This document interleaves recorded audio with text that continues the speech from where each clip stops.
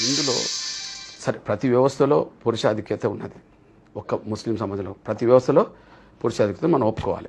ఆ కోణంలో ఒక త్రిబుల్ తలాక్ బిల్లే అనుకోండి, ఎంతో కొంత అక్కడ ఉండబడే మహిళల ఆవేదన ఒక రకంగా ఉంటుంది కదా.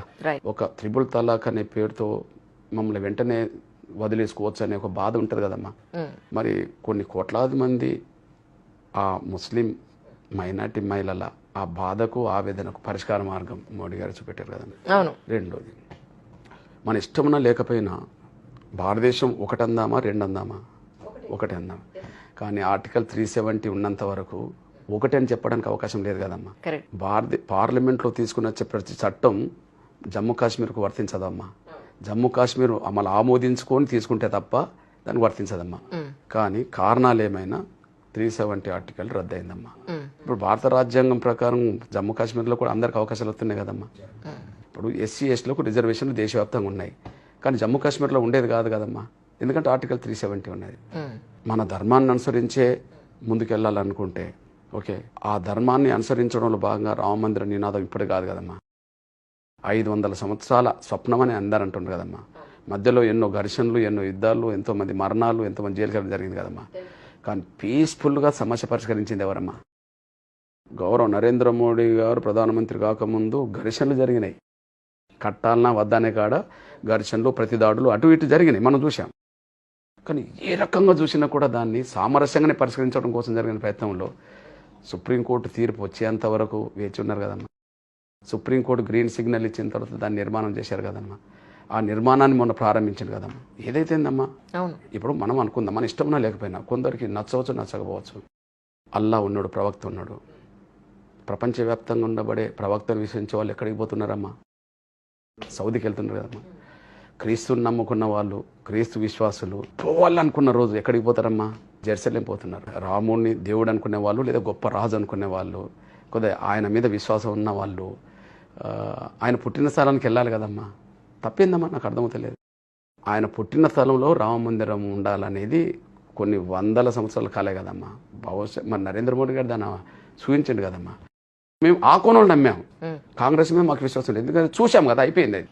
కానీ ఈయనని ఎందుకు నమ్మాలి అంటే అనుకునే చేసుకుంటూ పోతున్నాడు.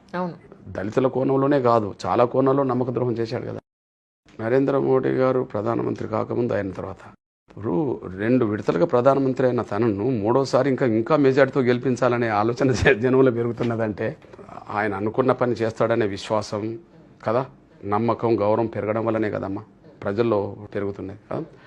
తర్వాత మీరు గమనించండి అమ్మా, ప్రపంచం మొత్తంలో భారత ప్రధానమంత్రికి ఇతర దేశాల్లో దొరుకుతున్నంత గౌరవం ఇంకా నాకు ఎక్కడ వేరేలో కనిపించట్లేదమ్మా.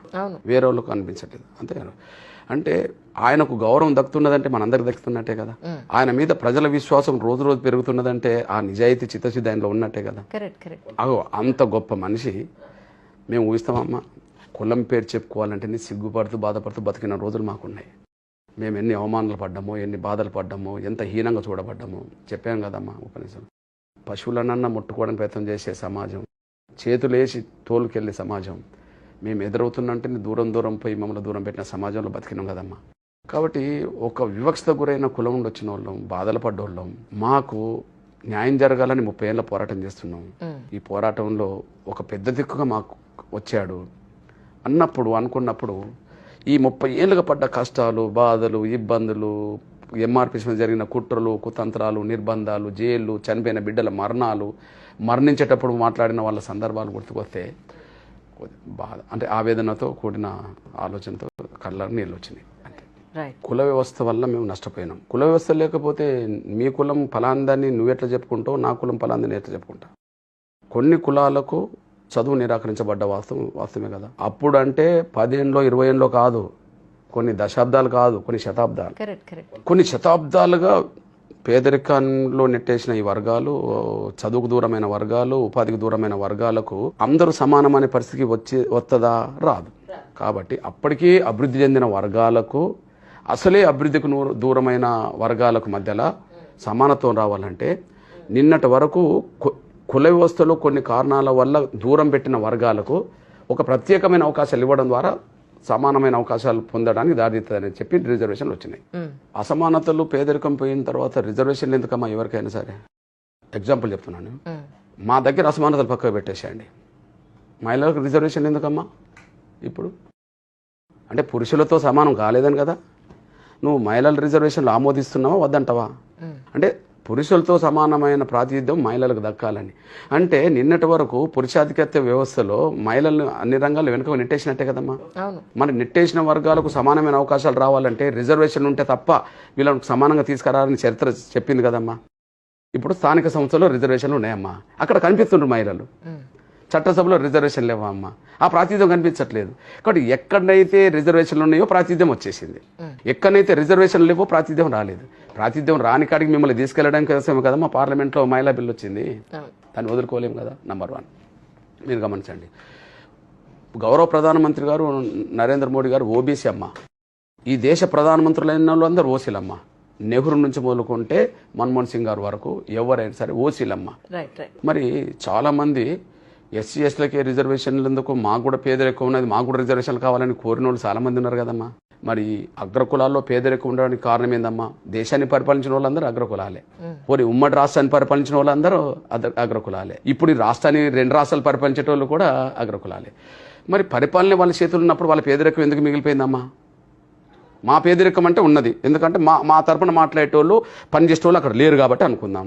మీ తరపున ఉన్నారు కదా మా స్వాతంత్రం వచ్చిన కాంచి, మరి పేదరికం మిగిలిపోయింది కదా. కానీ ఆ పేదరికంలో మిగిలిపోయిన వర్గాల నుంచి ఒక మాట వచ్చేది ఎప్పటికీ, మేము కూడా పేదలం కదా, మాకు రిజర్వేషన్లు కావాలని అన్నారు కదా. మరి దానికి పరిష్కార మార్గం ఒక ఓబీసీ ప్రధానమంత్రి చూపెట్టింది కదమ్మా, ఈడబ్ల్యూఎస్ రిజర్వేషన్లు. ఈడబ్ల్యూఎస్ రిజర్వేషన్ ఎవరు తీసుకొచ్చారు? ఈయన బీసీ, ఓబీసీ. ఈ దేశ ప్రధానమంత్రులందరూ ఓసీ. ఓకే, ఓసీలో ఉండబడే పేదరికాన్ని దృష్టి పెట్టుకొని పనిచేసినట్టుగా ఉంటే పేదరికం ఎందుకు మిగిలిపోతుందమ్మా? 70 సంవత్సరాల చరిత్రలో 10 ఏళ్ళు మాత్రమే ఓబీసీ ప్రధానమంత్రి, ఇంకా 66 సంవత్సరాలు ఓసీ ప్రధానమంత్రులు. ఓసీ ప్రధానమంత్రులు దేశాన్ని పరిపాలించిన సమయంలో ఈ ఉమ్మడి ఆంధ్రప్రదేశ్ నుంచి వరకు ఇప్పటి వరకు ఒక దామోదర్ సంజయ్ 3 ఏళ్ళు తప్ప మొత్తం రాష్ట్రం మొత్తం మీద పరిపాలించిన అగ్రకుల సమాజంలో పేదరికం ఉన్నదాన్ని ఎందుకు అనాలి? ఎవరు దానికి కారకులు? పరిపాలించిన వాళ్ళు ఆ పేదరికం తొలగించకపోవడం వల్లనే కదా. మరి అట్లాంటి పేదల కష్టాలు కూడా తీర్చడం కోసం జరిగిన ప్రయత్నంలో ఎస్సీ ఎస్టీలతో పాటు బీసీలతో పాటు మహిళలతో పాటు అగ్రకులాల పేదలకు కూడా రిజర్వేషన్లు ఉండాలని చెప్పి 10% రిజర్వేషన్ బిల్లు తీసుకొచ్చింది ఎవరమ్మా చెప్పు. దాన్ని అగ్రకులాల పేదలు ఎత్తేయమంటారా చెప్పండి? ఇప్పుడు అసమానతలు ఎక్కడున్నా ఏ రూపంగా ఉన్నా అసమానత తొలగించడానికి రిజర్వేషన్లు అనేది ఒక సాధనంగా ఉపయోగపడుతున్నాయి. అసమానత తొలగించడానికి ఎవరికెందుకు అవసరమమ్మా? అసమానత లేని వ్యవస్థ వచ్చింది. ఓకే, విద్య అందరికి సమానంగా అందుతుంది, ఉద్యోగాలు సమానంగా అందుతున్నాయి, ఆర్థికంగా అందరు బాగుపడ్డారు, రాజకీయంగా అందరు ఎదిగారు, ఎవరి షేర్ వాళ్ళు అనుభవిస్తున్నారు అన్న కాడ సమానత్వం ఉన్న కాడ రిజర్వేషన్ ఎందుకమ్మా? సమానత్వం లేని చోటనే వాళ్ళని పైకి తీసుకొని రిజర్వేషన్. అదే మహిళా బిల్లు, అదే ఈడబ్ల్యూఎస్, అదే ఎస్సీ ఎస్టీ, ఇంకోటి ఏదైనా కానీ